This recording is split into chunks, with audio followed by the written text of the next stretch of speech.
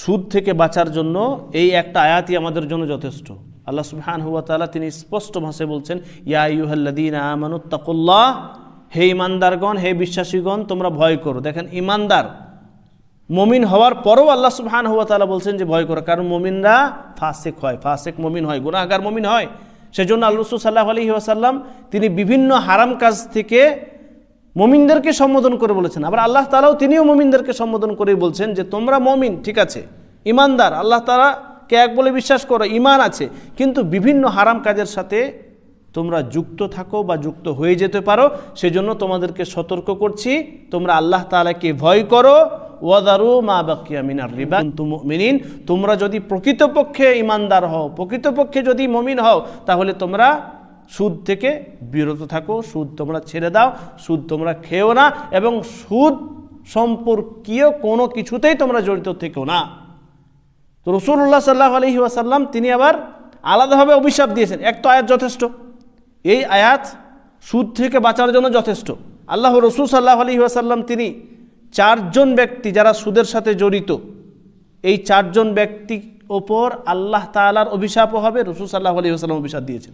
আর এক কথা মনে রাখবেন, যে কোনো আয়াতে বা কোনো হাদিসে, যে কোনো হাদিসের মধ্যে যদি এরকম পান যে কোনো ব্যক্তির ওপর বা কোনো এমন ধরনের কাজ, যে কাজ যিনি করছেন তার ওপর আল্লাহ তাআলার বা রাসূল সাল্লাল্লাহু আলাইহি ওয়াসাল্লামের অভিশাপ, তার মানে হচ্ছে সেটি হারাম।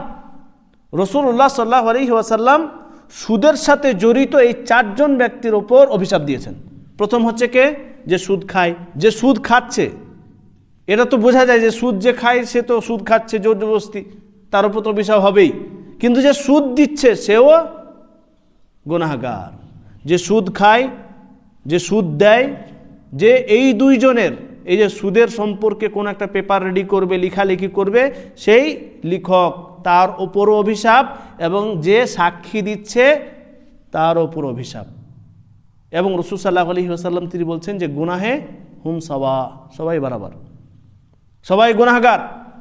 এই জন্য সুদ থেকে অবশ্যই বেঁচে থাকতে হবে। শুধুমাত্র এরকম না যে সুদ আমি দেবো না বা সুদ আমি খাবো না, বরং সুদ সম্পর্কীয় যত ধরনের আছে সব কিছুতেই সহযোগিতা করা যাবে না। আল্লাহ তাআলার পবিত্র কোরআনের একটা স্পষ্ট আয়াত যে তাআওয়ানু আলাল বিররি ওয়াত তাকওয়া, তাআওয়ানু আলাল বিররি ওয়াত তাকওয়া ওয়ালা তাআওয়ানু আলাল ইসমি ওয়াল উদওয়ান, তোমরা ভালো কাজে সহযোগিতা করো। যত দুনিয়াতে সৎ কাজ আছে, ভালো কাজ আছে, সমস্ত ধরনের কাজে আপনার সহযোগিতা থাকবে। এটা হচ্ছে একজন মুমিনের কর্তব্য।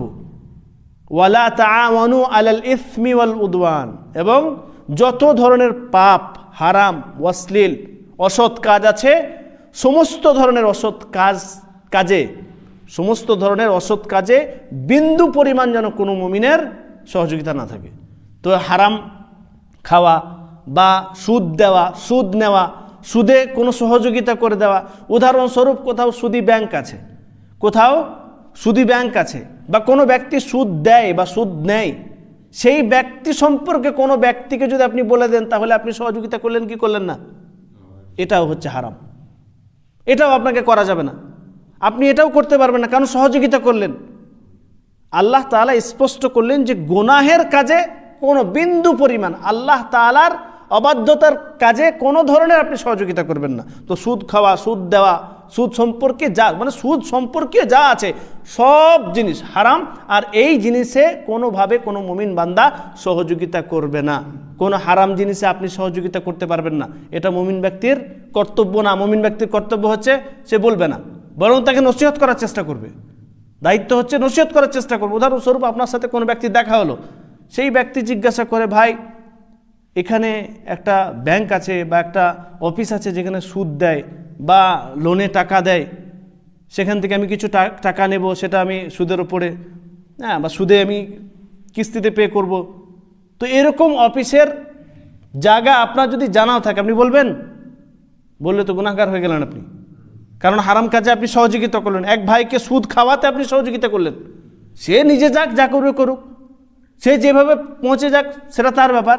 কিন্তু আপনাকে জিজ্ঞাসা করলে, আপনি ওখানে থাকেন, আপনার পরিচিত কোনো ব্যক্তি সুদ দেয় বা সুদ খায়, তো সেই ব্যক্তি সম্পর্কে আপনার জানা আছে, তাও আপনি বলবেন না, কারণ হারাম কাজে আপনি সহযোগিতা করছেন এখানে।